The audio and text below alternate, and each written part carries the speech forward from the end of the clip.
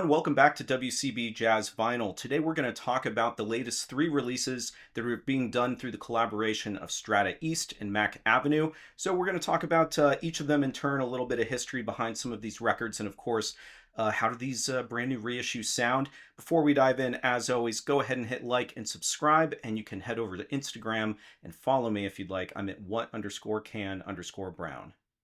All right, so let me start out with what are these three releases? Well, we've got Cecil McBee's Mutima. We've got Music Incorporated by Charles Tolliver and Stanley Cowell.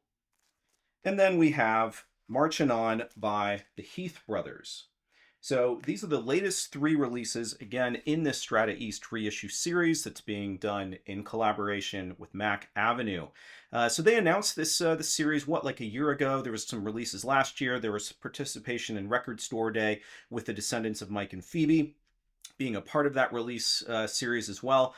And these latest three, I believe, came out on December 12th of 2025. So I've been able to spend some time with them, and I wanted to share some of my thoughts. But firstly, what I wanted to say about this series is that I just think I'm really excited for this reissue series. I know that some of these releases have been tackled in, call it recent years or within the last decade, but I actually don't think that those were above board reissue series. I don't know that they were necessarily officially sanctioned.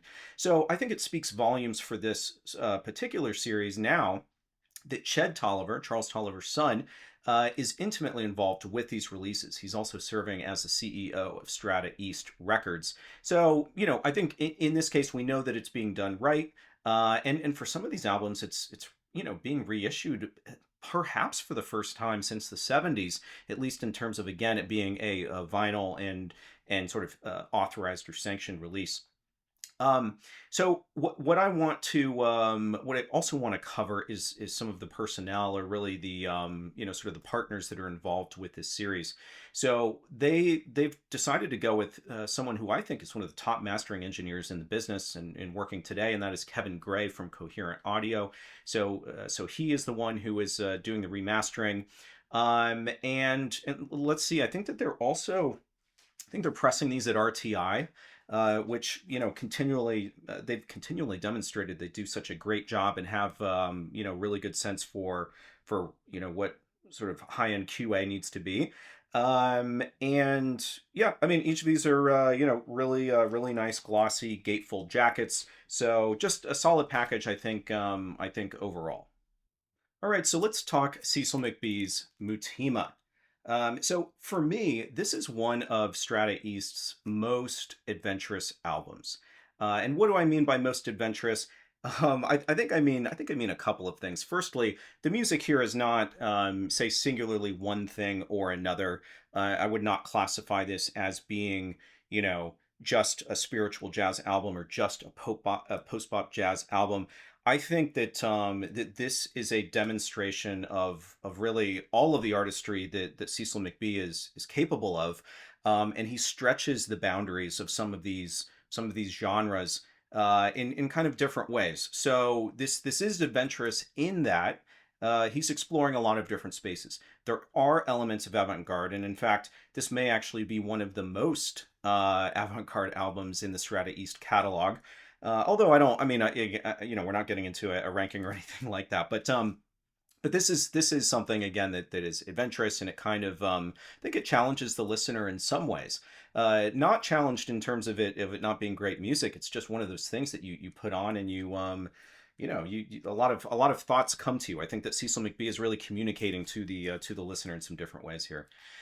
So as far as other musicians that are on this album, we have Art Webb on flute, we have Onaje Allen Gumbs on piano, Lawrence Killian on congas, Billy Hart on percussion, Michael Carvin on percussion, Alan Nelson on drums, Jimmy Hops on drums, Tex Allen on flugelhorn, George Adams on tenor and soprano, Cecil McBee Jr., young guy, on electric bass, Alan Brofman on alto, and then we have Dee Dee Bridgewater on vocals.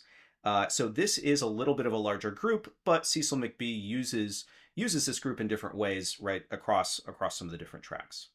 So it's always difficult to talk about how does the music sound, and especially when you don't want to be sort of constrained, right, by some of these genre descriptors. And of course, I would always encourage everyone to go and preview these tracks, right? You can stream them from reputable sources, or at the very least, you can catch a track on YouTube or something like that. Some have brought up that I should be playing music here on the channel. You can't do that. I've seen some people do it on YouTube, but there's a couple of things that are problematic. One is that my videos will be blocked in a number of different countries. In fact, I was trying to play, I think, a Chris Connor record track, and they were going to block my video in the U.S. So you're limited in your ability to stream the stuff in a YouTube environment, as well as like the the duration. I think you're allowed to play like a couple of seconds, and that's it. So anyway, go in and preview this elsewhere. But I'm going to kind of talk through some of the tracks because I want to give you an idea maybe of what to expect, or maybe what to think about as you go and stream, and then consider obviously picking up this record. All right, so the first track is titled From Within, and it is a really interesting piece. It is actually multi-track, and I believe Cecil McBee is on each of the parts. So it's sort of a layered thing with him doing a mixture of like a bowed bass as well as maybe a little bit more of a string sound, but kind of different sounds that he's getting from his instrument. And I think it's a great highlight of just how much a master he was with the bass. But this is an 11-minute piece. It is more of an avant-garde, sort of thing in style. But again, I think it's just a really great highlight, and pretty ballsy to start with, I think. So the second one is Voice of the Seventh Angel. So this one has kind of like a horn line melody with Dee Dee Bridgewater layering vocals. And there's sort of this like doubling of flute and horns, and relatively quickly it shifts to Alan Brofman's solo lines over this kind of like, I don't know, like frenetic bass that seems to be keeping the time almost with the drums doing this more of this like swirling thing. I think on this piece the bass lines are just so exacting, but really quick. Like it's so impressive that he's able to play as quick as he is. I think it showcases how dexterous Cecil McBee was, and how quickly I think that the musicians needed to be reacting to each other in performing this music. On side two, track one is actually the title track, Mutima. I think this is more conventional than some of the music that's on this album. It's more spiritual, it's more post-bop in style, with a more recognizable structure to it, whereas some of the other stuff that I just talked about didn't have as much of that. Mutima does have a very organic sound with the flute and lots of auxiliary percussion, but it's really solid. The second piece I think follows in style with Mutima, and actually the third is relatively, has more structure as well. So if anything, for side one is a little bit more adventurous, and side two does have structure, but is still really excellent music. In fact, that third track on side two is kind of funky with like additional percussion and claps, and it's just really good. So I do think that there's something for everyone to love about Mutima. All right, so the next one is Music Incorporated. And again, this is at the very least credited to Charles Tolliver and Stanley Cowell, who share compositional credits, as well, Tolliver on trumpet and Cowell on piano, obviously. Otherwise, we have, let's see, Danny Moore, Larry Greenwich, Richard Williams, and Virgil Jones. All of those guys on trumpet, actually. We've got let's see, we've got Jimmy Heath, Clifford Jordan, Bobby Brown, and Wilbur Brown on reeds and flutes. We have Curtis Fuller, Dick Griffin, John Gordon, and Garnett Brown on trombone. We have Howard Johnson on tuba and baritone sax. And then we have Cecil McBee on bass and Jimmy Hops on drums. That is a stacked lineup. Like, that is like crazy that they were able to get all of these folks together in what is obviously a large format, right? This is like this is more than a small orchestra. This feels bigger than that. So one other participant that I do want to call out actually on this is George Clavin. So George serves as the mixing engineer on this release. not to shortchange the recording engineer, Joe Jorgensen, I believe. But I've, as you probably know, if you listening to this video, I've had George on my channel for an extensive three-part interview, and I asked him about the many recordings that he participated in throughout the late 60s and 70s. And one of the comments that I made to him was how impressive it was that he worked with so many different labels and so many musicians, as opposed to those engineers who just, stuck with like one label. And George's comment was that his early career had a bit of a word of mouth element to it, where he'd be recommended from one musician to another. And I think it's a testament to his ability that he would be a part of so many fantastic recordings, including this one. So this album was Claiborne's first time working with Strata-East, but it wouldn't be the last. Previously, he had been, he had been the engineer on Marion Brown's Afternoon of a Georgia Fawn for ECM the year prior, as well as a number of recordings for ESP Disc in the late 60s. After this, after Music Incorporated, he would assist with the Strata East recordings by Weldon Irvine, Shamek Farah, and Charles Sullivan, as well as some of the later Music Incorporated releases, including Impact at least. So George is always willing to talk, and I actually called him yesterday, and I brought this fact up. I kind of said, like, hey, I don't know if you pay attention when there are reissues of albums that you were a part of. And I brought up Music Incorporated. And the crazy thing is that he remembers every single session, always has something to say about all of them. So I don't know, maybe at some point, what I'll have to do, maybe after a couple more of these have been put out, I'll try to have George back, and we can maybe talk about some of the releases specifically for Strata East, if he has any memories of working with that crew. So in any event, what is Music Incorporated? Especially as it relates to Mutima that we just discussed, right? So the vibe here, as the group size suggests, I mentioned it's a large format orchestra. There is established rhythm and melody, again in contrast at least with some of the music on Mutima. Despite it being a big band, it's funky, it's modal in feel, and it is just a little raucous, I think, with some really amazing solos throughout, especially by Charles Tolliver. So granted, there are a lot of musicians here, but he uses the strength of the group as this kind of powerful, weighty backing force that his solos sort of soar over on top. And I do think you have to give a lot of credit to Jimmy Hops here, because his energy is so high. I think it has to be throughout these pieces, because he's got to be knocking out that rhythm so that the group can still, as they're doing these shouts and things, so they can still hear. That's an impressive feat right there. So I would say that it's hard to pick out favorites on this album, but I think it's always great to hear a version of Stanley Cowell's brilliant Circles, and there is one here. I think some of Cowell's best playing perhaps is on the track Abscretions, as well as on Household of Sod. Yeah, so I think, like Departure is another that's really good. I think if I were to describe this album, other than the words that I've already used, I'd say that there's like a propulsion to the music. And as a former musician and trumpeter, I will say that this music would be an absolute blast to play. Just really high energy, fun, swinging, and charts that, especially for those trumpet players, it probably left them all out of breath by the end of it. All right, so one more for you today, right? And that's Marchin' On by the Heath Brothers. So this one is much, much smaller by comparison.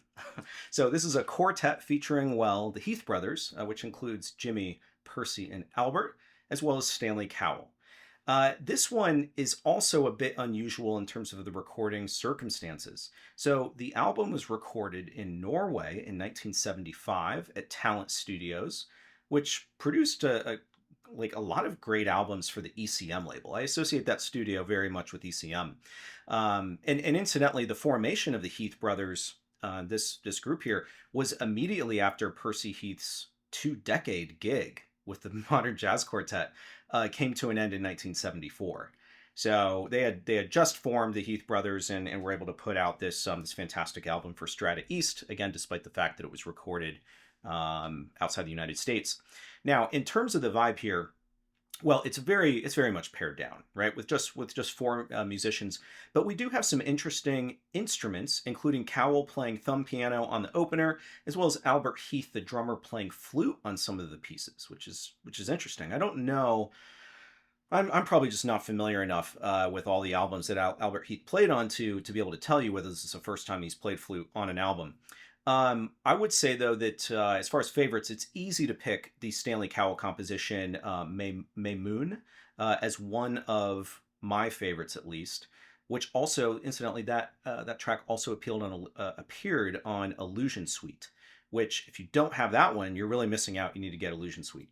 It's on ECM Records, and you've got not only Stanley Cowell on that, but Jimmy Hops and Stanley Clark, and incidentally, who should be the recording engineer on Illusion Suite with George Claiborne. Anyway, the other highlight is the entire second side of this album, which is Smilin' Billy's Suite by Jimmy Heath. It's split into four parts or like movements. And even though I think a four-part suite suggests classical, this is a really hip arrangement. And I would say that it sounds like unlike anything that you'd hear from MJQ. Jimmy's sax in the later parts or movements, I think, are a particular highlight of this second side. But I just think it's one of those times where you hear three people playing from the same family together, and it just gels so well because you know that these are musicians who just know each other so well. So there you have it. Those are the three albums. I guess the question that you have to ask is: do you want the sort of virtuosity of Cecil McBee on bass? Do you want the kind of raucous, swinging big band that is Music Incorporated, or do you want that more pared down quartet kind of thing, which is this Heath Brothers album? Obviously, the right answer is just get them all. I think that this is obviously this is a great way to hear it. These are all analog reissues. It's done in collaboration with all the right people, including obviously Strata-East and the license as license holders. So this is a great opportunity to pick up records that otherwise go for a lot of money in their original form. And so I think they have it at a great price point. I have not actually been able to compare this version of Mutima to anything, but I do have copies of the Heath Brothers as well as that Music Incorporated.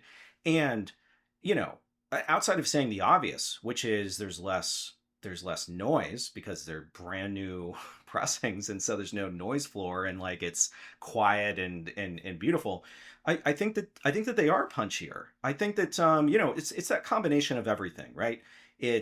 It's cleaner vinyl, it's newer and not as much wear, but it's also probably just the modern chain, that Kevin, not modern chain, but like, this very meticulous, sort of intentionally crafted analog chain that Kevin Gray uses for his masterings. That's like, it's going to sound as good as it possibly can. So I think that these are just phenomenal. I think continues to be a compelling series by Mack Avenue and Strata East.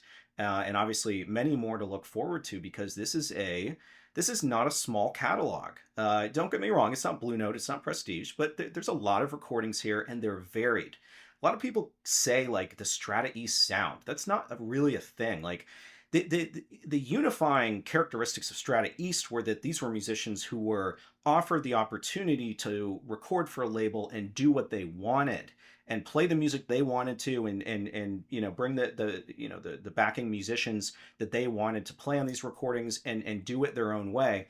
There's not a single style that's represented on Strata East. It's many, and if anything, it's a demonstration of how exciting and adventurous some of these musicians could be if they weren't being told what to do by like a more established label or established producers. Because I think that, Stanley Cowell and Charles Tolliver had a reputation for, really being resources for these musicians so that they could play at their best and their most creative.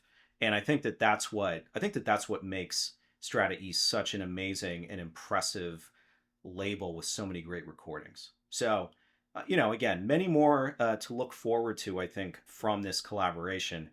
And I guess I'm just going to leave you with that. So thanks, everyone, as always, and I'll see you next time.